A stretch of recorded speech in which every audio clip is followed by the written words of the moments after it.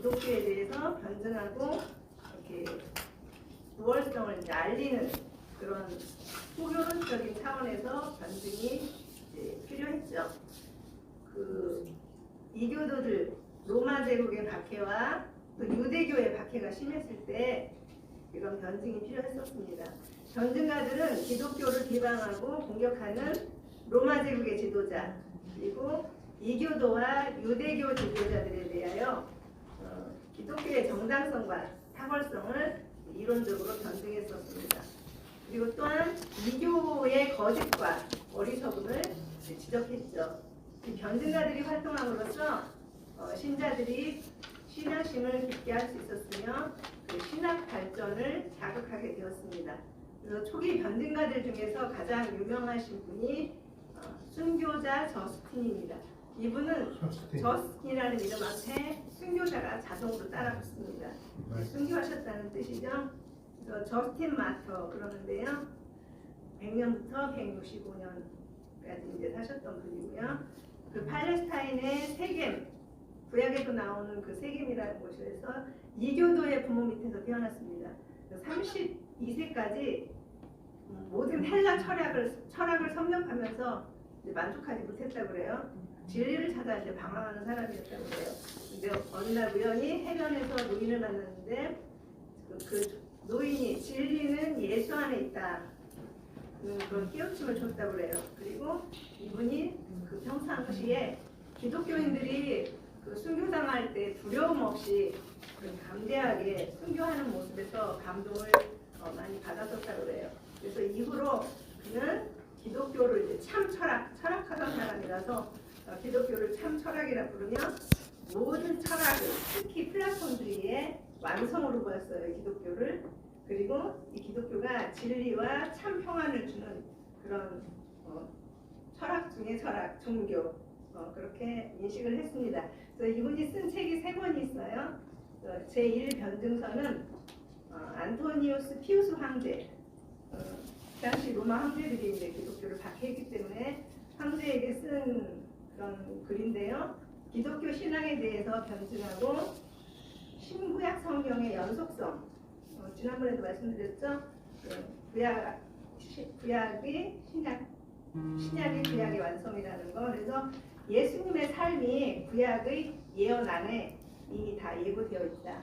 그렇게 그런 내용입니다. 그리고 제2변증서는 로마 원로원에 보내는 그런 글인데요. 기독교인들에게 가해지는 박해가 너무 잔인하고 부당하다. 그런 내용이었고요. 세 번째 책이 이제 트리포네라는 유대인과의 대화를 쓴 내용이에요. 그래서 유대인들에게 예수 그리스도가 메시아다.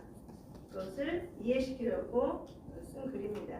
근데 이 저스틴 순교자는 160년경에 마르크스 아우렐리우스, 전번에 10대 박해 봤었죠. 그 중에 한 황제가 핍박을 했어요. 이방신에게 희생 제물을 강요하는 그런 과정에서 올바른 정신을 가지고 불신앙을 위하여 신앙을 포기할 수 없다. 이렇게 거부하고 순교를 당합니다. 그래서 저스틴 마터라는 말이 붙었고요. 변증가는 이렇게 저스틴만 한 분 보고요. 교부들입니다.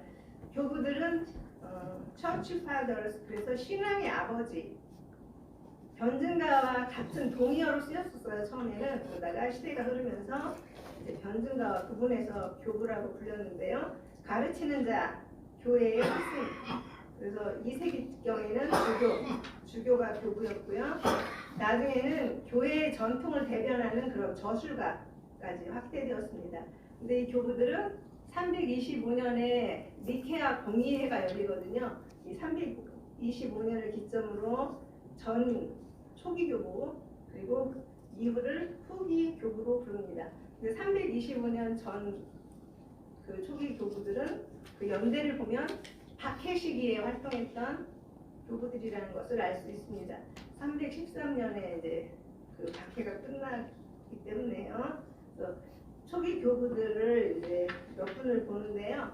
사실은 이게 로마를 중심으로 라틴어를 사용하는 서방신학, 라틴학파, 그리고 이쪽 동방, 알렉산드리아 그리스 동쪽의 동양 신학.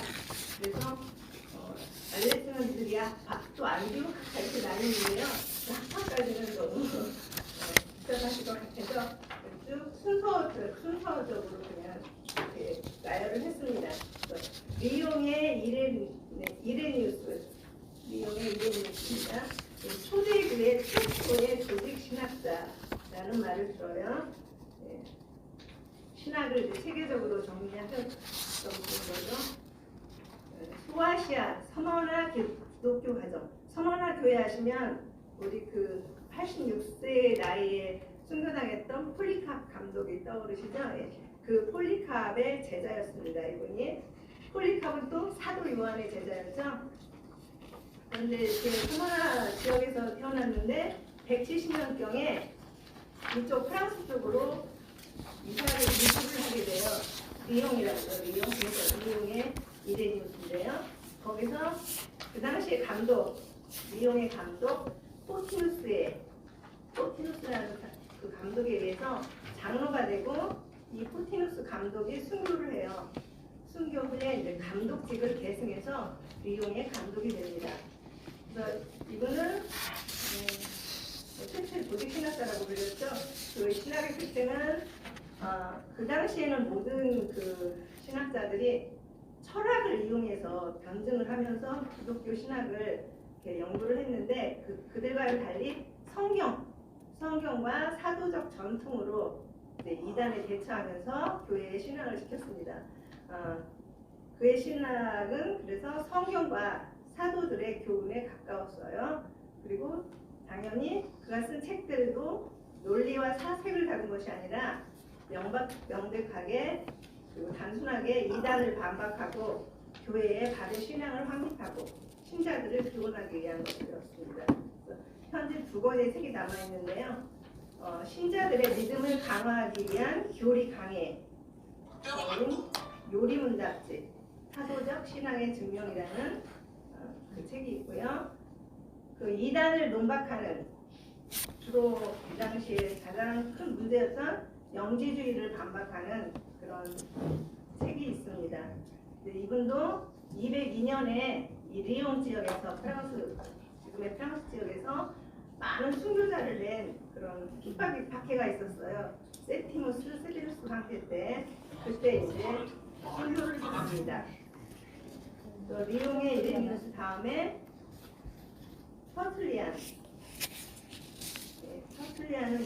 터툴리안과 그 밑에 키프리안은 라틴 신학, 로마를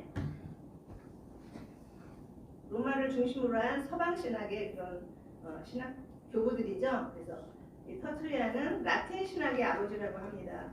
아프리카 카르타고 출생이고요. 그래서 터툴리안, 키프리안, 여러분이 잘 아시는 어거스틴은 북부아프리카의 그 카르타고, 그 당시에 로마가 지배를 했었기 때문에 아프리카 땅이지만 로마가 지배를 했었기 때문에 신학이 아주 발전했던 그 라틴 신학이 발전했던 곳입니다.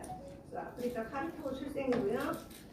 아버지는 로마군 백부장이었고 어머니는 이교도 그런 부모 밑에서 태어났습니다. 이 당시에 가장 인기 있었던 그런 직업이 이제 법률가였었죠. 그래서 로마에서 수사학과 법률을 공부하고 변호사로 활동하던 중 190년경에 기독교 신자가 되었습니다. 그리고 197년에 카르타고 교회의 장로가 됐고요. 법률에 아주 로마법에 능통했습니다. 그러다 보니까 모든 것을 윤리적인 잣대로 경건한 삶, 윤리적인 거, 거룩한 삶 그런 것들을 강조를 했습니다. 그리고 처벌이 용서보다 우선되어야 된다고 주장을 했어요. 그래서 기독교인들의 삶에 대해서 말하기를 대중 오락을 금지하고요. 그 당시에 이제 로마는 오락 문화가 아주 발달되어 있었죠. 원형극장을 중심으로 뭐 검투, 마차경주, 배너에도 나오죠. 예, 마차경주. 그러다 보니까 이 원형 경기장이 좀 잔인한 오락, 그리고 또 그 오락이 나중에는 기독교 신자들을 처형의 수단이 되기도 하죠. 사자들의 동물들의 답이 되기도 하고 이 원형 경기장에서 그리고 검투사끼리 싸워서 죽기도 하고요. 그리고 또 이 기독교인들은 군대 입대를 하지 말라고 했습니다. 이제 그 살인하게 되니까요. 그리고 관직에도 나가지 말 것을 주장을 했어요. 우상숭배에 관여될 위험성이 많다는 거죠. 그래서 이렇게 너무 그 금욕적이고 경건한 삶, 율법적인 거 그런 거에 강조하고 치우치다 보니까 207년경에 금욕을 강조하는 그 몬타누스 운동이 일어나는데 거기에 그 단체에 가입하게 됩니다. 몬타누스주의에 다음에 이제 이단에 대해서 조금 할 건데요. 그 이단에 가입하게 되고 교회가 세상과 너무 타협하고 영적이지 못하다 그런 걸 비판하면서 이제 여기 가입하는 바람에 이분은 그 카톨릭이 좋아하는 그 성인 방연에 들지 못한 것 같아요. 네, 그리고 이분은 이제 라틴어에 뛰어났다고 해요. 라틴어로 이제 최초로 라틴어로 이런 글들을 저술했어요. 또 뒤에 나오는 이제 오리겐과 함께 가장 뛰어난 2, 3세기의 기독교 저술가로 이제 알려져 있고요. 방대한 저술로 신학적인 동원을 했다. 그래서 라틴 신학의 아버지라 부릅니다. 그리고 헬라어 성경을 이제 라틴어로 번역을 했죠. 헬라어 성경 72역은 다 헬라어로 되어 있고 신약 성경도 헬라어로 쓰여졌죠. 처음부터. 그래서 이걸 라틴어로 번역을 했다는 거죠. 그래서 이단들을 반박하는 이제 변증서가 있고요. 그리고 로마 총독에게 이제 기독교를 변증했습니다. 기독교인들은 적대 세력이 아니라 제국의 충성스러운 시민이다. 그리고 기독교인들에게 그렇게 내리는 사형 선고 그런 것들이 너무 잔인하고 불법적이라는 거죠. 부당하다는 거죠. 그런 논박에 대한 글을 썼습니다. 이분이 이제 삼위일체라는 말을 처음 사용했어요. 성부, 성자, 성령께서 삼위이시면서 한 분이신 거잖아요. 삼위일체 교리를 이분 때부터 사용을 했는데요. 하나의 본체, 본질가 이제 위격이라는 말을 사용했어요. 하나님은 삼위 안에 위격이 이제 셋인 그 안에 한 본체임을 그런 분이시라는 거죠. 셋이면서 한 분이시라는 그 삼위일체 교리를 이제 기초를 놓았습니다. 그리고 또 이분이 원죄에 대해서 말했는데요. 죄가 이제 전이됐다는 거죠. 원죄가. 그래서 영혼 유전설. 아담이 참된 인간적 본성을 받았지만 죄를 지음으로 후손에게 물려줬다는 거죠. 그래서 인간 영혼에 우리 인간에게 죄성이 내재해 있다. 그래서 유아 세례도 필요하다. 서방 신학의 그 원죄 이해에 대해서 큰 영향을 미쳤습니다. 이분의 이제 터툴리안의 제자 키프리안입니다. 터툴리안의 이제 후계자로서 어거스틴과 함께 서방 신학 형성에 이제 큰 영향을 미쳤다고 그랬죠. 그래서 3세기 이분도 그때 카르타고 출신이에요. 로마 상류층 출신입니다. 이분도 수사학과 법률 공부, 변호사 활동을 했습니다. 수사학은 한마디로 이제 대화술, 웅변술을 배우는 거죠. 말을 잘하고 유창하게 잘하는 그런 논리적으로 잘하는 그런 학문이죠. 예. 그리고 245년경 보장된 공직의 길을 버리고 이제 세례를 받았습니다. 그리고 빈자들에게 재산의 일부를 나눠줬다고 해요. 2년 후에 장로가 되고 얼마 후 그 지역의 감독인 도나투스의 후임으로 카르타고의 감독이 됩니다. 그리고 이분은 데키우스 바뀔 때 핀신을 해요. 그 당시에 이렇게 박해를 받으면 순교하는 게 이런 감독이나 주교들은 당연한 걸로 생각되던 시대였죠. 이 데키우스 박해는 로마 제국 전체에 행해지고 모든 감독들을, 지도자들을 죽이는 그런 박해였어요. 그래서 로마 감독, 안디옥 감독, 예루살렘 감독, 가이사라 감독이 모두 다 순교를 당하는 그런 때였거든요. 그래서 이분은 이제 피신을 했는데 자신의 피신은 하나님의 명령이라고 말하면서 숨어서라도 서신을 왕래하며 교인들을 지도하는 것이 이제 의무라 생각했다고 그래요. 그래서 이 순교에 대해서 우리 목사님이 가끔 말씀하시는데 진정한 순교, 가끔 말씀하시잖아요. 근데 우리 목사님 주장은 고난 가운데서도 이제 그걸 견뎌내며 이겨내며 이제 끝까지 신자들을 인도하는 그런 목자로서의 사명을 다해야 되는 게 그런 게 이제 순교라고 하시잖아요. 그러면서 피할 수 있는데도 불구하고 이렇게 보란 듯이 영웅적인 모습으로 죽는 거 그런 건 이제 기독교적인 안락사라고 이제 표현을 하셨어요, 목사님이. 그래서 저도 처음에는 그 우리가 순교자로서 막 이렇게 존경하고 그런 분들을 우리 목사님 너무 이렇게 폄하 발언을 하셔가지고 처음에 좀 받아들이기 힘들었었거든요. 근데 이런 것을 보니까 무슨 말씀이신지 이제 알겠더라고요. 뭐 그렇게 순교하신 분들도 우리 보통 사람들로서는 할 수 없는 어려운 일들을 하신 것 같지만 더 이렇게 하나님이 원하시는 사역을 견디면서까지 끝까지 해야 된다는 거죠. 예, 피할 수 있을 때는 피하고 초라해질 때는 초라해지고. 예, 그래서 그 지난 시간에 말씀하셨는데 이슬람교의 그 지하드 성전 거룩한 전쟁을 하는 사람들 그래서 죽기까지 술탄을 위해서 자기 나라를 위해서 자기 목숨을 이제 버려버리잖아요. 그래서 이분이 이제 키프리안이 그런 순교관을 가졌던 분인 것 같아요. 그런데 결국 258년에 다른 황제 박해 때 발레리아누스 박해 때 카르타고에서 이제 참수를 당합니다. 네, 결국은 이제 순교를 당하셨고요. 이분이 주장했던 게 교회론인데요. 교회 밖에는 구원이 없다. 교회 밖에는 구원이 없다. 이분이 하신 말이에요. 그래서 노아의 방주 밖에 있던 사람들이 피할 수 있었다면 교회 밖에 있는 자도 심판을 피할 수 있을 것이다. 맞는 것 같죠? 네. 그리고 이제 교회의 통일성에 관하여 교회가 널리 퍼져 있으나 여전히 전체로서 하나이다. 태양에서 광선이 퍼지지만 빛은 하나이고 나무의 가지가 여럿이지만 뿌리 내린 동은 하나인 것처럼 교회는 통일성을 갖는다. 그렇게 말했고요. 교회는 감독에 의해 세워졌으니 감독 없으면 교회도 없다. 그런데 그 감독직은 하나라는 거예요. 그래서 감독들은 한 감독직의 전체 안에서 권리와 의무를 행사한다.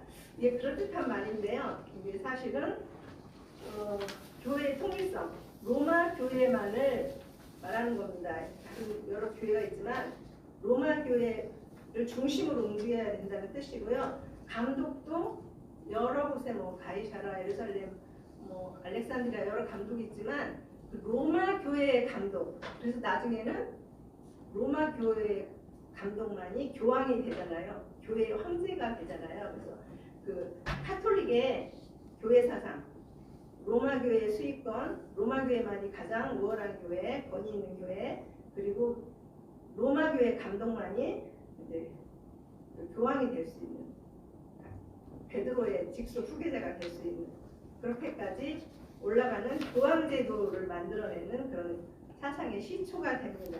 이분의 그 신학 사상들이. 그리고 이제 클레멘트입니다. 클레멘트와 오리겐은 이쪽 동쪽 동방신학의 학자들입니다. 클레멘트는 아테네에서 이교도 부모 밑에서 출생했는데요. 그 아테네 그리스 쪽에서 알렉산드리아로 202년에 피신하면서 알렉산드리아에 정착해서 그곳에 이제 신학 활동을 하게 되는 겁니다. 그래서 철학적인 기독교 신학자로서 기독교 신앙을 문화와 종합할 수 있는 길을 닦았다. 그래서 신학 연구에 철학적 방법을 이용합니다. 주로 동방 신학자들이 이렇게 철학적인 것으로 신학을 해서 그 동방 신학의 특징을 갖게 되는데요. 모세의 율법이 메시아로서 오시는 그런 그리스도의 오심을 위하여 히브리 사람들을 준비하도록 하는 하나님의 방법이었던 것처럼 철학은 그리스도를 위하여 헬라 사람들을 준비하도록 하는 하나님의 방법이라고 주장했다. 그래서 그 율법과 헬라 철학의 그런 중요성 그런 거에 대해서 강조를 했죠. 그리고 이분의 후계자인 오리겐 오리겐은 다 한 번씩 들어보셨을 거예요. 동방신학의 이제 기초를 놓은 분이라고 할 수 있는데요. 알렉산드리아 기독교 가정에서 출생했고요. 202년 세티무스 세베리우스 박해 때, 아까 나왔죠? 이 황제 박해 때 부친도 기독교 이제 변증가였었는데 부친 변증가 레오니데스가 순교를 합니다. 근데 아버지가 감옥에 소옥되어 있는 동안에 아버지한테 편지를 썼다고 그래요. 가족 때문에 배교하지 말고 믿음 지킬 것을 이제 편지를 썼다고 그래요. 그리고 자신도 이제 순교하려고 했습니다. 근데 가족들이 엄마가 옷을 감추고 문을 잠고 가둬놨다고 그래요. 아들까지 이제 순교당하는 건 볼 수가 없었겠죠. 네. 극단적인 이제 금욕주의자입니다. 이분은 뭐로 유명하냐면 마태복음 19장 12절 말씀에 의거하여 스스로 이제 거세를 했습니다. 그래서 이게 나중에 자신의 이제 성직자로서 앞길에 걸림돌이 되기도 하고요. 많은 분쟁을 받기도 하는데요. 알렉산드리아 지역에서 성직 서품을 거부당합니다. 이런 일이 있었기 때문에. 그리고 후에 나중에 이제 가이사라에서 서품을 받긴 하는데요. 그런 좀 금욕주의자였습니다. 그리고 3세기에 기독교의 가장 훌륭한 이제 옹호자, 성서 주석가로 이제 인정받고 있는 거죠. 클레멘트에 이어서 알렉산드리아파의 신학을 크게 발전시켜 동방교회의 신학적 기초를 놓았다. 그리고 이제 이분도 이제 투옥이 되는데요. 데키우스 박해 때 투옥되는데 그 고문 후유증으로 이제 고생을 하셨고요. 몇 년 후에 불호에서 사망을 했습니다. 이분은 책을 진짜 많이 쓰셨어요. 방대한 저작이 2,000여 권에 이르는데요. 주로 성경 본문을 주석한 주석서들입니다. 그래서 헥사플라라는 그 구약성서 편집본이 아주 600년대까지 사용이 됐거든요. 그래서 그 히브리어와 이제 70인역 헬라어 번역본 있죠. 또 다른 번역본들 그래가지고 그것을 다 이렇게 비교할 수 있도록 6개의 난을 이렇게 배치해놓고 그걸 주석을 한 거예요. 7,000페이지에 이르고요. 이걸 하는데 20년이 걸렸다고 합니다. 방대한 저술들을 했고요.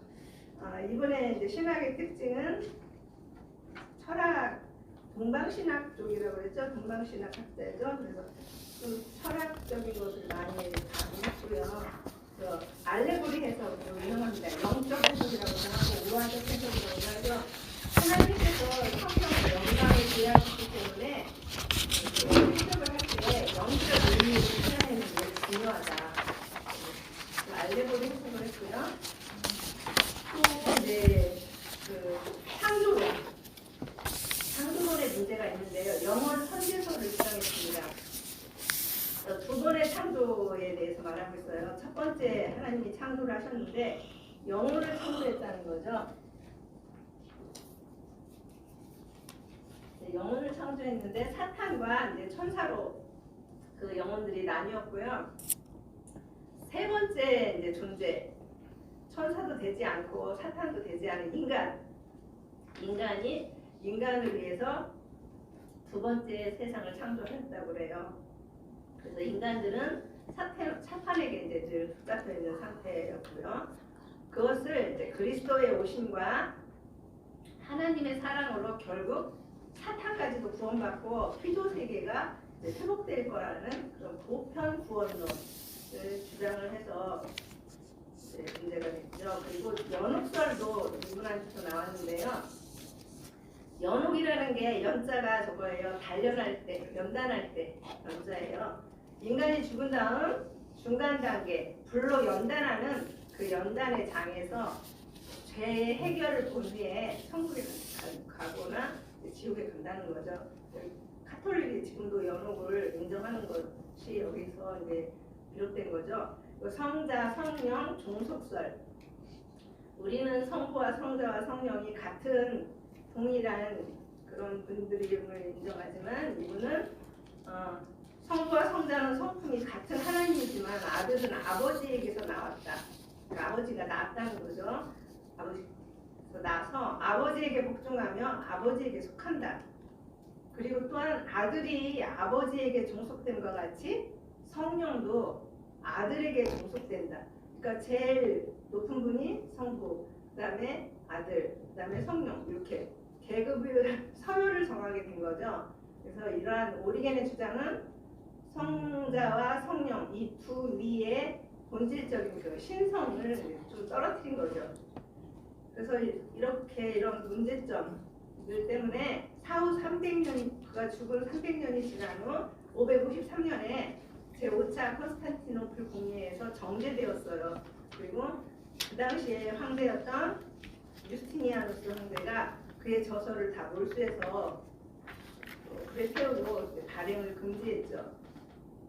그래서 이제 우리는 역사가 유세비우스 역사가의 책을 통해서 그가 방대한 저작물을 갖고 있었다는 것을 이제 확인하는 거고요. 그리고 남아있는 것들도 헬라어 원본이 아니라 이제 라틴어로 번역된 몇 권들이 남아 있습니다. 이렇게 보니까 몇 권의 이제 교부들을 봤는데 우선 오리겐부터 보면 기독교 초기 그 신학 형성기에 나타난 그 오리겐의 그 교의학적 시도는 많은 공과 과를 남기고 있어요. 공도 많았고 과도 많았다는 거죠. 그래서 오리겐뿐만 아니라 초기 교부들은 교회가 세워지고 얼마 되지 않은 시점에서 또한 박해가 심했던 그런 시점이죠. 거기에서 그런 속에서 성도들을 보호하고 기독교 진리를 변증하는 데 크게 기여했지만 허점도 많은 거죠.